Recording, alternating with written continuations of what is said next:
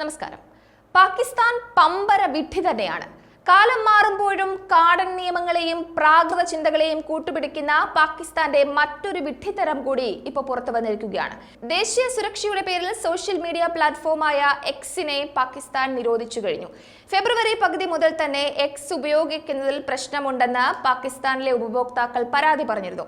പാകിസ്ഥാൻ ഗവൺമെന്റിന്റെ നിയമാനുസൃതമായ നിർദ്ദേശങ്ങൾ പാലിക്കുന്നതിലും ബന്ധപ്പെട്ട ആശങ്കകൾ പരിഹരിക്കുന്നതിലും എക്സ് പരാജയപ്പെട്ടതാണ് നിരോധനം ഏർപ്പെടുത്താനുള്ള ആവശ്യമായി ഉയർന്നത് എന്നാണ് അധികൃതർ നൽകുന്ന വിശദീകരണം.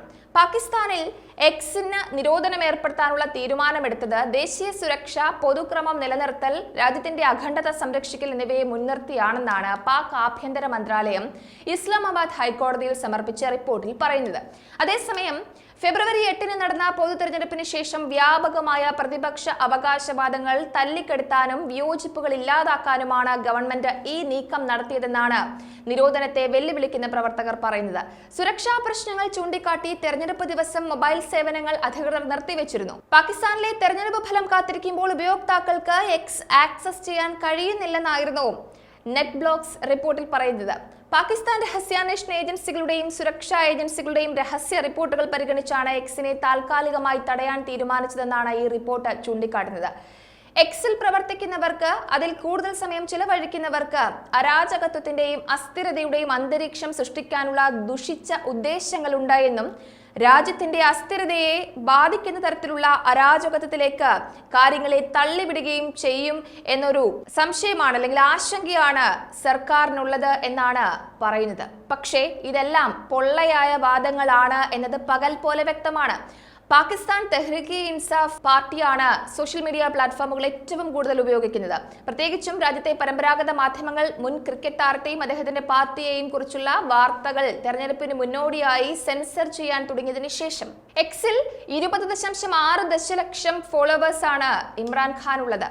അതേസമയം എക്സിനെ സസ്പെൻഡ് ചെയ്യാനുള്ള തീരുമാനത്തിൽ സിന്ധ് ഹൈക്കോടതി രൂക്ഷമായി പാക് ഭരണകൂടത്തെ വിമർശിക്കുകയും ഒരാഴ്ചയ്ക്കുള്ളിൽ തന്നെ ഈ പ്ലാറ്റ്ഫോം പുനഃസ്ഥാപിക്കാൻ സർക്കാരിനോട് നിർദ്ദേശിക്കുകയും ചെയ്തിട്ടുണ്ട്.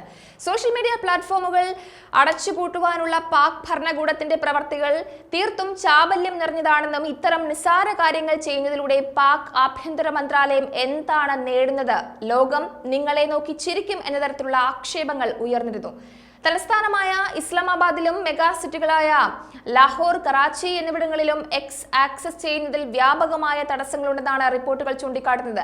സുരക്ഷാ കാരണങ്ങൾ ചൂണ്ടിക്കാട്ടി ആഭ്യന്തര മന്ത്രാലയം വോട്ടെടുപ്പ് ദിവസം രാജ്യത്തുടനീളം മൊബൈൽ ഇന്റർനെറ്റ് സേവനങ്ങൾ വെട്ടിക്കുറച്ചത് ലോകരാജ്യങ്ങളൊക്കെ പുച്ഛത്തോടെയാണ് നോക്കിക്കാണുന്നത്. പാകിസ്ഥാന്റെ കാടത്തം അതിരുകടക്കുകയാണ്. പ്രാകൃത രീതികളുടെ, പ്രാകൃത നിയമങ്ങളുടെ ഒരു കൂമ്പാരമായി പാകിസ്ഥാൻ മാറിക്കഴിഞ്ഞു. സാധാരണക്കാരന്റെ അവകാശങ്ങളെയും സ്വാതന്ത്ര്യത്തെയും അടിച്ചമർത്തിക്കൊണ്ടാണ് പാകിസ്ഥാന്റെ ഓരോ ചുവടുകളും. സ്വന്തം രാജ്യത്തെ ജനങ്ങളുടെ ക്ഷേമത്തിന്, അവരുടെ അവകാശങ്ങൾക്ക്, അടിസ്ഥാന കാര്യങ്ങൾക്ക് പുല്ലുവില കൊടുത്തുകൊണ്ടാണ് പാക് ഭരണകൂടത്തിന്റെ അഴിഞ്ഞാട്ടം എന്നതാണ് ഇതിലൂടെ വ്യക്തമാക്കുന്നത്. ലോകം ഒരുപാട് മുന്നേറുമ്പോൾ വീണ്ടും വീണ്ടും പ്രാകൃത തരത്തിലേക്ക് മാറിക്കൊണ്ടിരിക്കുകയാണ് പാകിസ്ഥാൻ എന്നതിന്റെ തെളിവാണ് ഇത്. എന്തായാലും എക്സ് കാരണം പാകിസ്ഥാന്റെ സുരക്ഷയിൽ എന്താണ് സംഭവിക്കുന്നത് എന്നുള്ളതാണ് ലോകം ഒരേ സ്വരത്തിൽ ചോദിക്കുന്നത്.